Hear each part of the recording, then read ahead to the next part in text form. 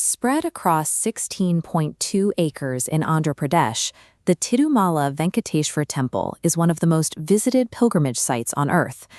Every year, millions of devotees make the journey here, seeking Lord Venkateswara's protection to navigate the trials of our current age, the Kali Yuga.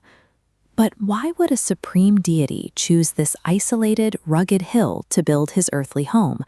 And how did this specific site become tied to such unimaginable wealth?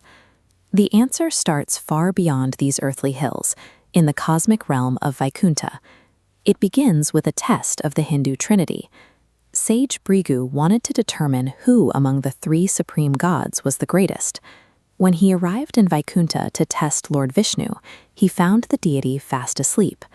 Enraged by the perceived slight, the sage lashed out and violently kicked Vishnu directly in the chest to wake him.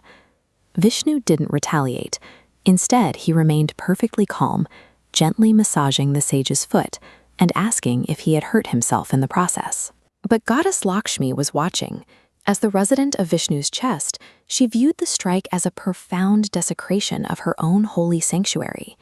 Seeing this blatant disrespect go unpunished, an insulted Lakshmi abandoned heaven for earth. Vishnu found Vaikuntha unbearable without her, and his pursuit of the goddess set the physical creation of Tirumala into motion.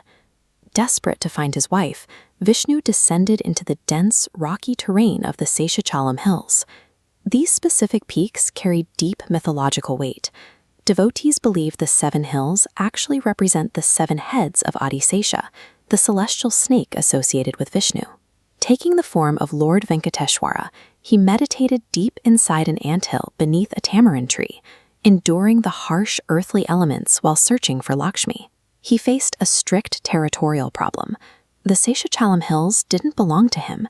They were the established domain of Lord Varaheswami. To secure a place to stay, Venkateshvara negotiated an ancient land grant. He promised Varaheswami the very first viewing, or darshan, and the first offerings from all future devotees. This agreement is strictly enforced today. Even now, every ritual offering at Tirumala goes to Lord Varaheswami before anyone is allowed to worship Venkateshvara. By securing this pact, Venkateshvara transformed from a wandering exile into a permanent resident with a legally bound earthly domain. His penance paid off when he met and fell in love with Padmavati, who was an earthly incarnation of goddess Lakshmi herself. They were destined to marry, but a celestial wedding requires an immense amount of resources. Living in an anthill, Venkateshvara had absolutely nothing. He turned to Kubera, the god of wealth, and negotiated a massive loan to finance the grandest wedding ceremony ever seen in the skies. With the funds secured, the spectacular event took place at the nearby site of the Tiruchenur Padmavati temple. The transaction bound the deity to the physical world. He was now a cosmic debtor, obligated to remain on Earth until every last coin of that immense loan was repaid.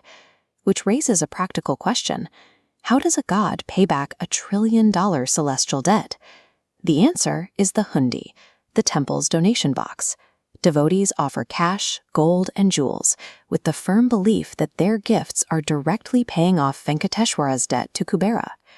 The sheer volume of these daily donations requires massive infrastructure. Dedicated rooms like the Nanala Parakamani count mountains of coins, while the Notla Parakamani processes endless stacks of paper currency. As you walk through the complex, the architecture visually represents this steady accumulation of heavenly wealth, most notably through the Mahadwaram, featuring successive entrances of brass, followed by solid silver, and finally pure gold. This is the Ananda Nilaya Vimanam, the golden roof standing above the sanctum, representing the temple's prosperity. Carved into it is Vimana Venkateshwara, considered so powerful it grants boons even to those unable to reach the inner sanctum. Tirumala's wealth is the physical manifestation of a continuous, living love story. For millions who visit, a donation is a symbol of faith, allowing them to participate in a cosmic legacy bridging heaven and the Seshachalam hills.